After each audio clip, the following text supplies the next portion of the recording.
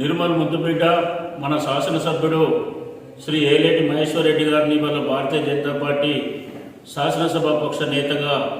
ప్రకటించడం పట్ల భారతీయ జనతా పార్టీ నిర్మల్లో హర్షం వ్యక్తం చేస్తూ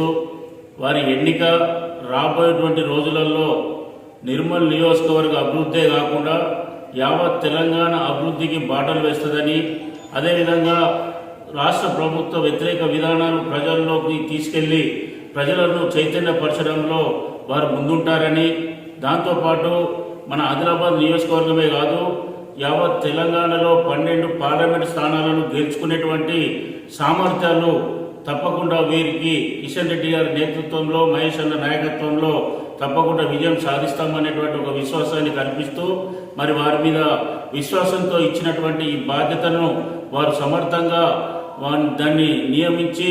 అదేవిధంగా అనేక రకాలుగా ప్రజా సమస్యలపై, నిర్మల్ సమస్యలతో పాటు రాష్ట్ర ప్రజలు ఎదుర్కొంటున్నటువంటి సమస్యలను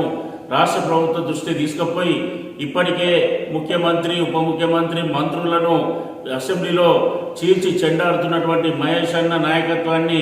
రాష్ట్ర పార్టీ గుర్తించినందుకు వారికి ప్రత్యేకమైన ధన్యవాదాలు తెలియజేస్తూ, రానున్న రోజుల్లో నిర్మల్లో జరిగినటువంటి అవినీతి, మాజీ మంత్రి చేసినటువంటి అరాచకాలు ఇవన్నీ కూడా బయటపెట్టి ఇవన్నీ కూడా చీల్చి చెండాడతారని చెప్పేసి మేమందరం భావిస్తూ మహేష్ అన్నకు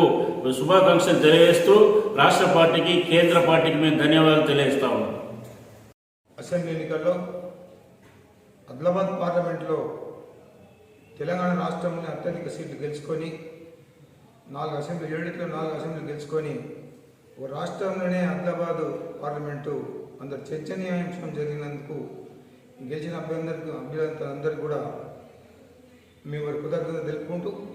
మరి ముఖ్యంగా దాంతో అంతకే సరిపోకుండా ఈరోజు భారతీయ జనతా పార్టీ ఎమ్మెల్యే అయినటువంటి ఏలేటి మహేశ్వర్ రెడ్డి గారిని బీజేపీ పక్ష నాయకుడిగా, అదేవిధంగా ఆదిలాబాద్ అసెంబ్లీ శాసనసభ్యులు పాయల్ శంకర్ గారిని ఉపనాయకుడిగా, మరి రామారావు పటేల్ను సెక్రటరీగా, మరి హరీష్ బాబు గారిని చీఫ్ విప్గా ఎన్నుకున్నందుకు రాష్ట్ర పార్టీకి, అదేవిధంగా కేంద్ర పార్టీకి, మరి పార్లమెంటు కన్వీనర్గా మేము ధన్యవాదాలు చెప్పుకుంటూ, మరి ఆదిలాబాద్ పార్లమెంట్ ఒక రాజకీయ కేంద్రమైనటువంటి నిర్మల్లో ప్రతిసారి ఏ పార్టీ అయినా ఇక్కడ ప్రముఖంగా ఒక మంత్రిగాను, ఎంపీగాను ఉన్నటువంటి సందర్భాలు చాలా ఉన్నాయి. మరి ఇటువంటి సందర్భంలో నిర్మల్కు ప్రతిపక్షం ఉన్నటువంటి భారతీయ జనతా పార్టీకి ప్రతిపక్ష నాయకుడు ఇచ్చి ఓ క్యాబినెట్ మంత్రి ఉన్నట్టు ఇక్కడ ప్రజలు భావిస్తున్నారు. ఇది నిర్మల్ యొక్క చరిత్ర. దీనికి చరిత్ర సంబంధించినటువంటి నాయకుడు ఏలేటి మహేశ్వర్ రెడ్డి గారు అత్యధిక మేయర్తో గెలిచి మరి బాధ్యత ఇచ్చినందుకు మేము గర్వంగా ఫీల్ అవుతున్నాం. అదేవిధంగా పాయల్ శంకర్ ఉపనాయకుడు ఇచ్చినందుకు మరి కేవలం ఇంతకే కాకుండా రేపు రాబోయే పార్లమెంట్ ఎన్నికల్లో కూడా వీళ్ళ యోగ్యంతో అత్యధిక మెజార్టీతో భారతీయ జనతా పార్టీ పార్లమెంట్ గెలుచుకోవడానికి ఇది ఒక ఉపయోగపడుతుందని చెప్పేసి, అదేవిధంగా ప్రతిపక్ష కారణంగా అసెంబ్లీలో ప్రతి విషయాన్ని చర్చించుకుంటూ రూలింగ్ పార్టీ ఉన్నటువంటి క్యాబినెట్ మంత్రుల కన్నా ఎక్కువ ఫండ్స్ తీసుకొచ్చి అభివృద్ధికి దోహదపడతాయని చెప్పేసి మేము భావిస్తున్నాం. జిల్లాలో మన గత అసెంబ్లీ ఎన్నికలలో ఘన విజయం సాధించి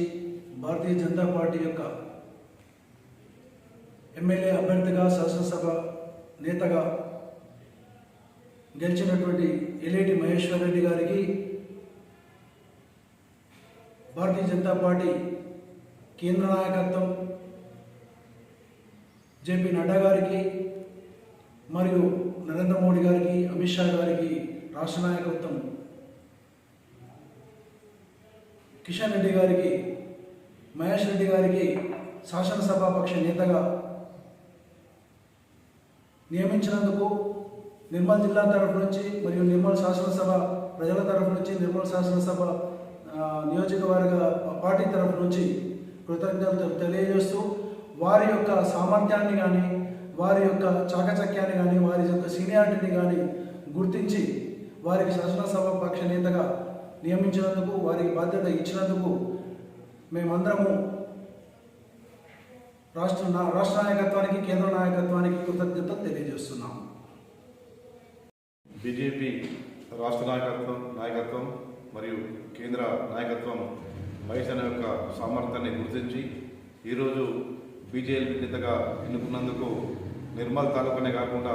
యావత్ ఆదిలాబాద్ జిల్లా ప్రజలందరూ సంతోషిస్తున్నారు. దీనికి మేము భారతీయ జనతా పార్టీకి కృతజ్ఞతలు తెలియజేస్తున్నాం.